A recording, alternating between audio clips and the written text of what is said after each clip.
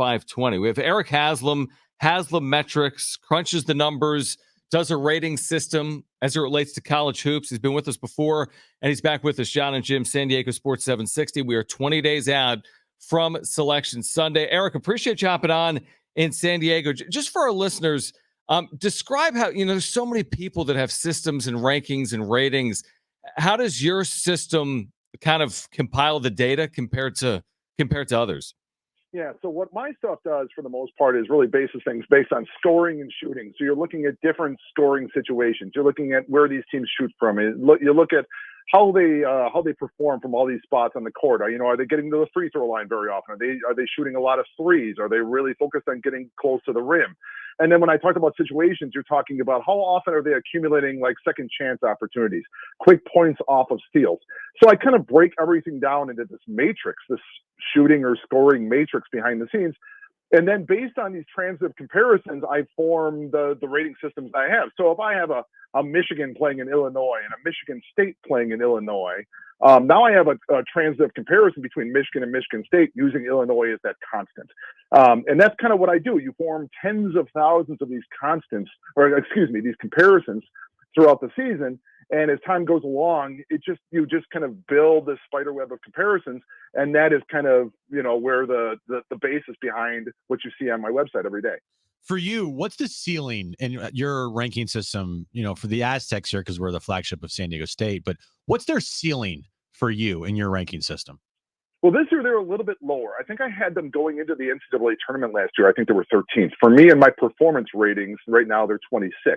Now that's not a measure. It's not a reward system. People sometimes get that a little bit confused, and they look at wins and losses. Well, with a performance system, you can have bad wins and you can have good losses.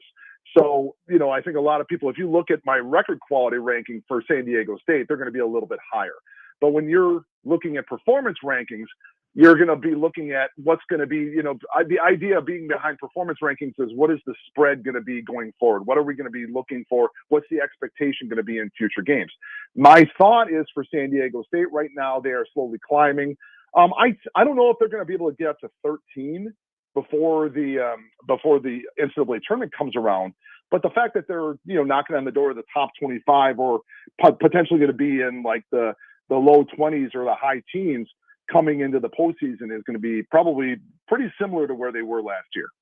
Yeah, I remember when we had you on last year. That's right. You had San Diego State bumped up, maybe I'm making it up, 10, 15 spots beyond where others did. And then, of course, in the end, you never know, obviously, with the one and done format. But, of course, San Diego State made its incredible run. Regarding the Mountain West in general, Erik Haslam Metrics with us right now on John and Jim.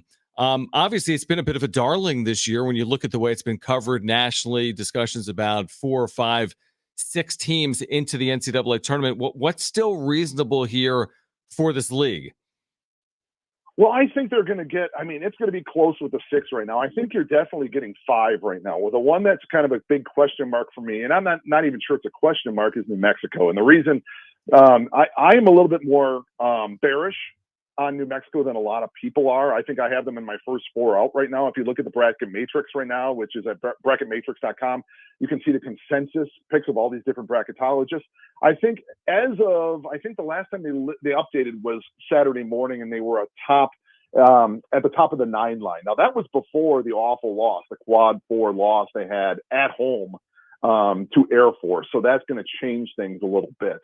But if you look at what they've got going for them, I think there's a possibility of seeing 6 teams from the Mountain West making the tournament. That's going to be a little bit of a different. I wonder if they're going to get the 6th, though.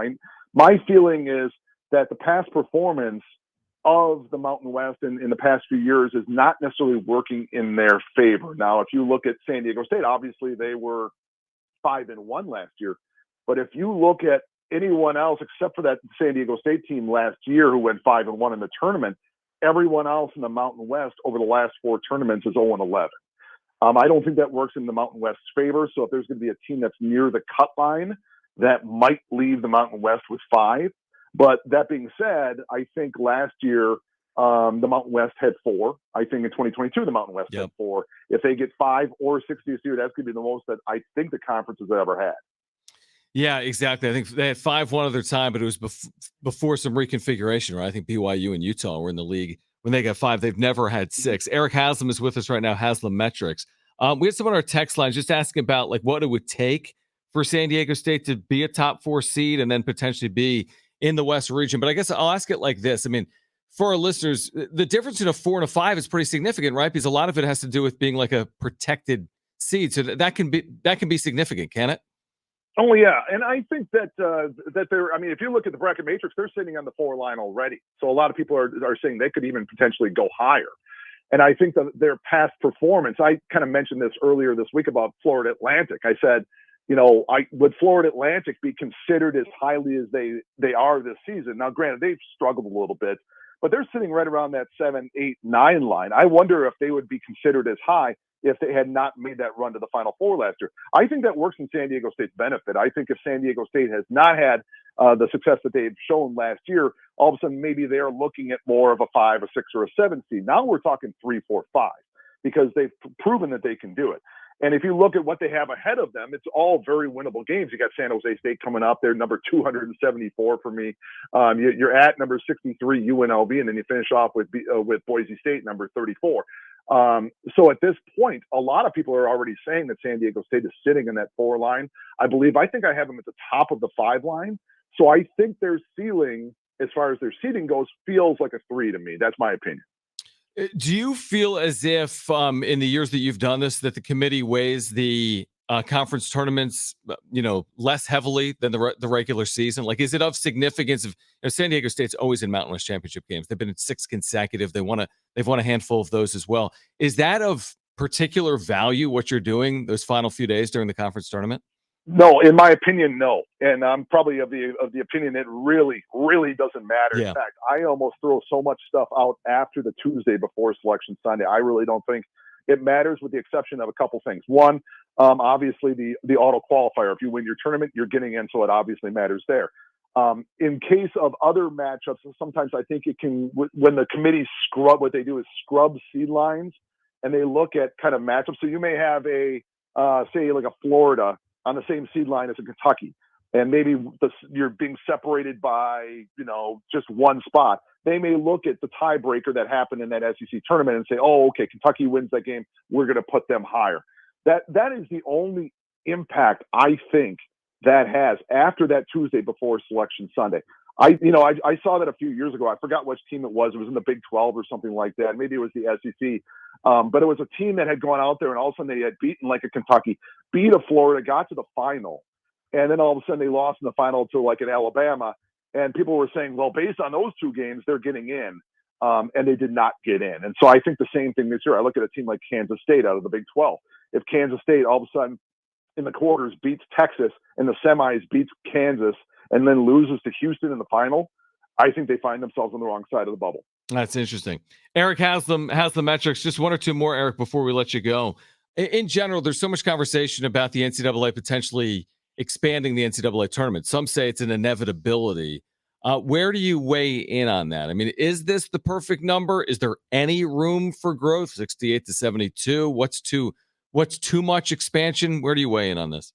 Yeah, I'm digging in pretty deep. I'm of the opinion that with the NCAA tournament, it's such a perfect thing right now. Don't mess with something that isn't broken. Yeah. That's my opinion with it right now. They went to 68. I'm okay with the 68. The one change that I would make if I had it my way was all the auto qualifiers, in my opinion, should make the field of 64. And I say that for a couple of reasons. It makes for good TV for the play-in games because now you're dealing with nothing but at-large teams. Would rather watch a Hallmark Christmas movie than watch a 16 versus a 16 on a Tuesday night.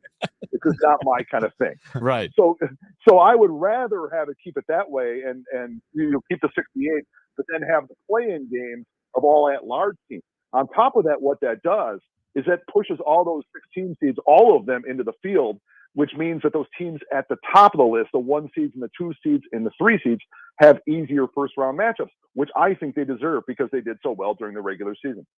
That's well said. Okay, before you go, court stormings. Mm-hmm. I know your metrics don't have anything to do with them. I mean, Obviously, there's been a couple of the Caitlin Clark, followed up by, Kyle Filipowski, who's one of the top handful of players in college basketball. He happens to play for Duke as well. So there's going to be even more attention.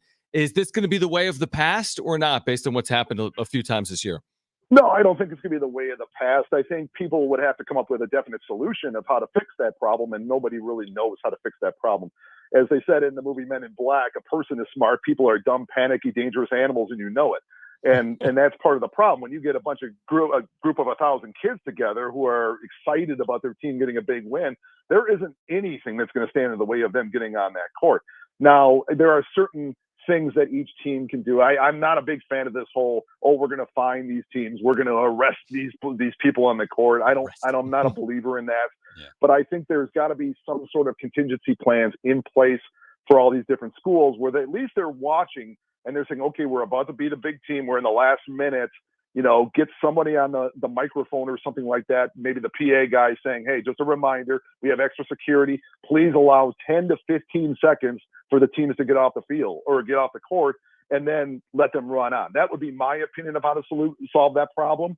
But, right now it's so polarized, it's so black and white. There's people out there, Jay Billis today, talking about, detain and arrest people. I think it's absolutely ridiculous in my opinion. We said the same thing. But at the same time, I think you got to probably come up with some kind of a plan, but that's going to be done on a team-by-team basis. Erik Haslam, Haslam Metrics, great stuff. We're looking forward to, obviously, conference tournaments and Selection Sunday for San Diego State and for the Mountain West Conference as well. Erik, keep up the great work. We appreciate you joining us here in San Diego. Thanks, guys. Have a good night. All right, you as well. All right.